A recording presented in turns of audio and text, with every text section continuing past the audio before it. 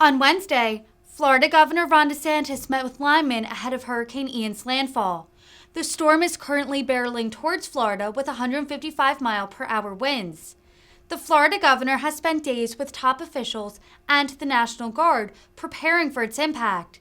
DeSantis has issued several warnings for citizens, and with its impending arrival, sounded a cautionary tone for how to respond to the event and its potentially deadly aftermath. He urged citizens not to drive their cars through flooded streets and offered guidance for avoiding electrical and carbon monoxide-related injuries. Power in place, spending the resources necessary to have as most successful conclusion as we can. So we're going to hear from some folks from FPL. We're also going to hear from Dane Eagle and Jimmy Petronas. So Jim Bush, Senior Director for External Affairs FPL, you want to say a few things? Thank you, Governor. Good morning. My name is Jim Bush. I'm a Director of External Affairs for Florida Power and Light. On behalf of the FPL, we want to thank Governor DeSantis for coming out to greet the men and women who have come to respond to Hurricane Ian. We have assembled a restoration workforce of more than 19,000. That includes FPL employees, contractors, and men and women from partner utilities from around the country. There are more than 30 states represented here today.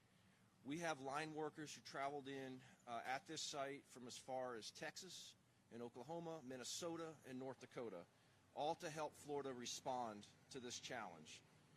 There have been many times that FPL employees have traveled to other states to help them when they were in need, and now they're here to return the favor, and we're very grateful for them for that.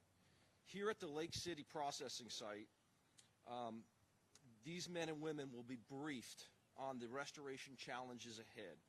We will share our work and processes for storm procedures so that everybody is onboarded and ready to go. They will then fan out across the state and be positioned at 37 work bases that are currently close to the areas that will be most highly impacted. And they will work around the clock until power is restored for everybody as quickly and as safely as possible. It won't be easy. We anticipate that there'll be many downed trees and debris, perhaps tornado damage, and in many areas flooded conditions throughout our service territory. But these men and women will work extended hours, 16-hour days in some pretty difficult conditions, and as I mentioned, they'll work around the clock until power is restored to the last FPL customer. Thank you, Governor DeSantis and the state, for being here and supporting us, and for the emergency declaration. And for all of the men and women who have traveled in to help us respond to the storm. Thank you. Okay. All right, David. Thank you. Yep. Thank you, Governor DeSantis. I just want to assure all of our customers that we are executing our plan.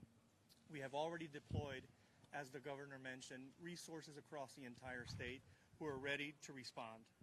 I also want to take the opportunity to remind our customers and the general public to keep safety top of mind. FPL, we consider safety our #1 priority, and we want to ensure that our customers know that we're working around the clock to safely and quickly restore power to our customers. And I want to assure our customers that they know that we will not stop until every customer is restored. Again, thank you very much, Governor. Okay, thanks. Dane? Well, I want to thank Governor DeSantis for his leadership. I've spent the last few days at the Emergency Operations Center, and while this storm is unbearable to watch, I have a lot of faith in knowing the team that he's assembled that's ready to launch across the state. We've seen there in Tallahassee and here and elsewhere. I'm the Secretary of the Department of Economic Opportunity, and at DEO, we support communities, businesses, and Floridians, and this is especially true during a disaster event like a hurricane. Right now, we are hosting daily calls with our private sector partners to get real-time updates on emergency supply inventories, supply chain issues, and business closures and other critical information to give Floridians access to the latest information. We are sharing these updates in real time at www.floridadisaster.biz. That's www.floridadisaster.biz, as well as key resources and toolkits for businesses before, during, and after.